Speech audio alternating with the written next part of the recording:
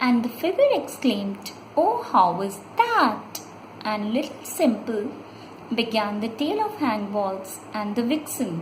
In a certain settlement, there lived carefree a stud bull named Hangballs, who, from an excess of virility, abandoned the herd and became a forest dweller.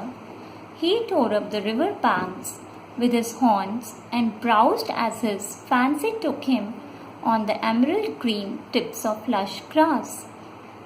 In that very forest, there lived a jackal named Allure. One day, as he was lying at ease on a sandbar by the river's edge with his wife, Hangballs came sauntering along and went down to the river for a drink of water by that same sandbar. The jackal's wife noticed the bull's pendulous testicles and turning to her husband said, "Dear Lord, do you see those two fleshy lumps hanging from that bull? Any minute they will fall off, so I think you should keep close to that fellow and follow him." The jackal replied, "Sweetheart, we do not know if those lumps will fall off or not, so why send me on a wild goose chase?" To this the vixen replied, What a coward you are, always content with a trifle. Not the right attitude, I say, especially for a man who should be up and about always, for it is said, where valor is united with wise policy and slackness notable by its absence, when plans are supported by energy, their absolute fortune dwells with assurance. Weighing the fact that fate is not absolute, a man ought to press on with diligence. How can sesame oil be extracted unless you press the sesame seed? Besides, my lord, I am truly sick and tired of mouth flesh. Furthermore, these two lumps of flesh are on the point of falling. So it is imperative that you do not act contrary to my wishes. And the poor jackal obeyed, and leaving that spot where field mice were on an easy catch, he started following Hangballs.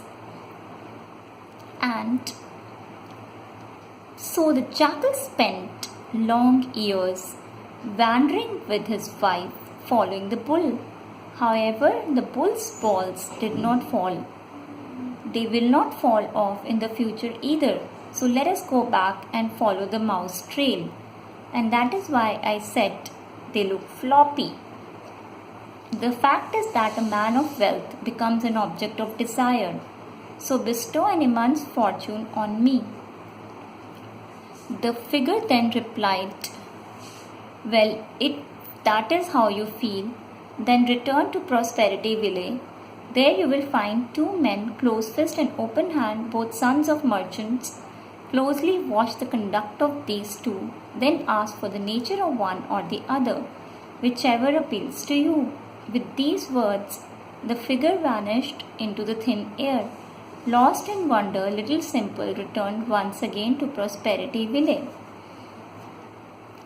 At sunset, Little Simple, asking around for location of the residence, the figure then replied, "Well, if that is how you feel, then return to Prosperity Village. There you will find two men, close-fist and open hand, both sons of merchants. Closely watch the conduct of these two, then ask for the nature of one or the other, whichever appeals to you." With these words, the figure vanished into thin air.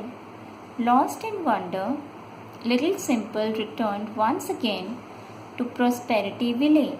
At sunset, Little Simple, asking around for the location of the residence of Close Fist and having around found it some difficulty, finally arrived there, dog-tired, in spite of harsh denials of entry by the wife, children, and others.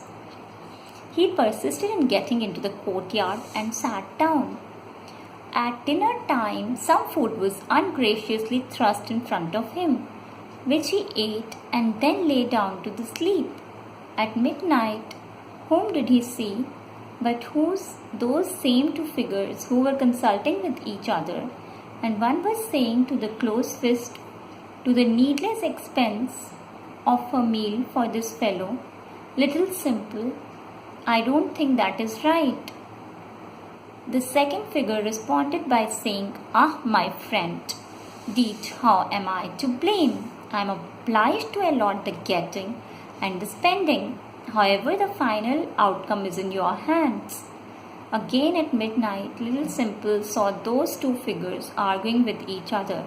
And the first they said, Here they are, friend doer. You see what expense you are putting open hand to in? Entertaining this fellow, Little Simple. How will he pay his debt? For he has drawn everything out of the guild members' fund.